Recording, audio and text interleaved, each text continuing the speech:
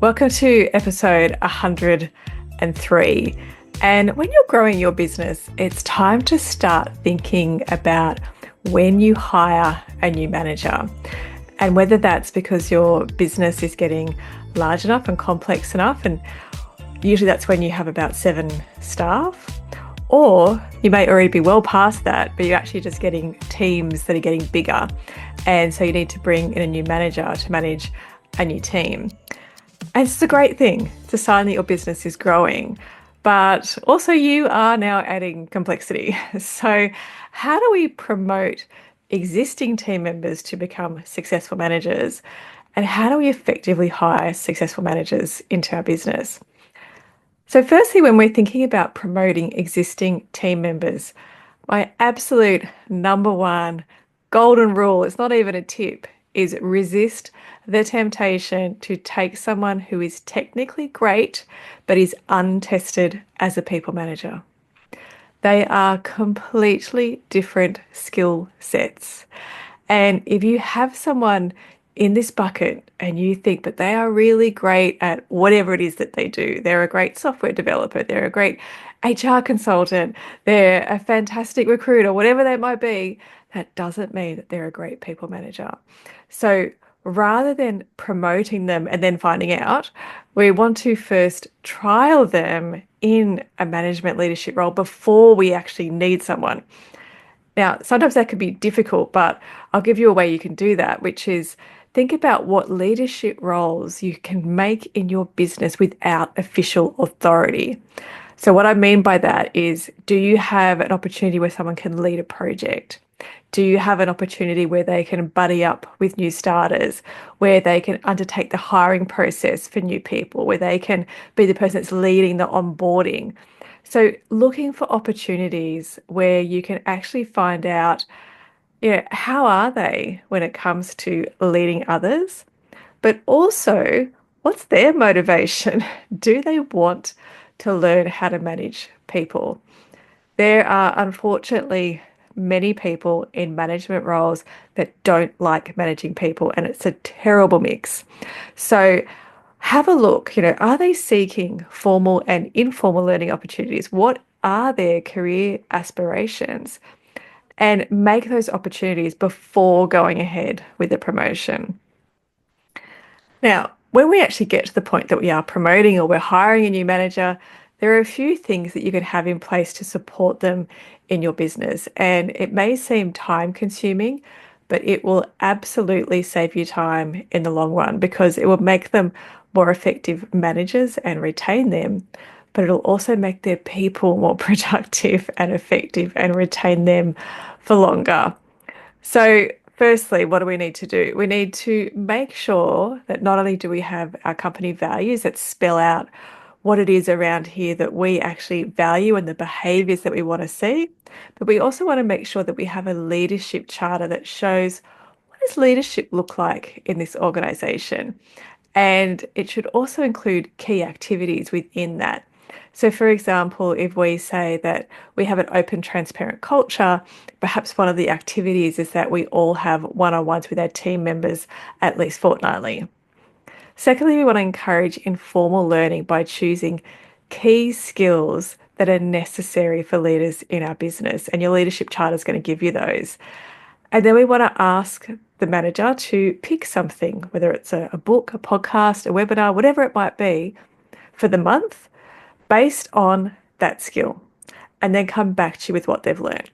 So, for example, if we use that one-on-ones example, so we all have one-on-ones with our team members, then perhaps the key skill out of that is I need to learn how to actively listen. So I'm going to go ahead and I'm going to listen to these podcast episodes about active listening. And then at our one-on-one next month, I'm going to tell you what I've learned. We're going to talk about it. Number 3 is work with them on understanding what their natural leadership style is or their comfort zone. And for example, in the work done by Paul Hersey and Ken Blanchard in Situational Leadership, they recognized 4 leadership styles that tend to resonate with us. So one is the director style. So this is someone that generally does well with new employees because new employees more easily respond to being told what's expected. They want to have processes and procedures outlined for them. They want to have someone to ask questions of regularly. So the director's style has a high emphasis on directing tasks and being accountable for results. The coach's style is where we can blend supporting people and directing tasks. So this is where we can, let our employees know what's expected, also give them a range of support so that they can independently make things happen. So a coach's style has a high degree of involvement in directing tasks, but equally a high degree of supporting people. The supporters style encourages people to come up with solutions and solve problems on their own. So gives them support in terms of tools and resources, but it has a low degree of directing tasks and a high emphasis on supporting. And finally, the delegator style. So this is where the delegator holds responsibility for the results, but the work is done by someone else. And so we want to delegate to people that have high levels of related skill and experience, and then they can report back to the delegator. And this is a style with a low emphasis on directing tasks and an equally low emphasis on providing support to people. Now, as I've been talking through those four, you may have already started to recognize where your natural leadership style may be. And there are pros and cons for each style. And according to the situational leadership model, we need to flex those to suit the situation. So if we can explain this to our new managers and take them through this, maybe in a little bit more detail, and that gives that first understanding of, well, where is our comfort zone? And that gives us more self-awareness. And then we can start to develop so that we can flex those styles as required. Number four, once you do promote or hire in a new manager, you need to have a dedicated onboarding process that is for management roles and also have ongoing development checklists for them and check in with their teams. We call those skip level meetings. So rather than the manager having the one-on-one, which they absolutely need to do, they also have a one-on-one with you as the manager above that. And that could be after the first few months of the new manager being in, and it could be ongoing on a 6 or 12 monthly basis. And this becomes part of your culture of feedback and learning so everyone can grow and issues don't fester. So I've given you four really simple things that you can start to think about. And I think if you want to get serious about this when you hire new managers, really drill down into those first 90 days because once you've hired or promoted a new manager, the real work begins. The first 90 days are crucial with any new hire, but even more so with the management role. So the first 30 days should really be all around observation and learning. So the new managers should be spending time getting to know their team, understanding what your processes are. They need to start to understand what the expectations of the company are. So you need to set those expectations with that leadership charter, with your company values, and also to set some short-term goals. And you may even at this point, depending on the person's experience, assign a mentor or a coach for guidance. So then the next 30 days, days 30 to 60, it's really about building relationships and communication. So they should be establishing one-on-one meetings with their team members. And, I've seen classic examples over the years where this just doesn't happen. And the manager one above will say, are you having one-on-ones? And the manager says, oh, yes, yes, yes, I'm having one-on-ones.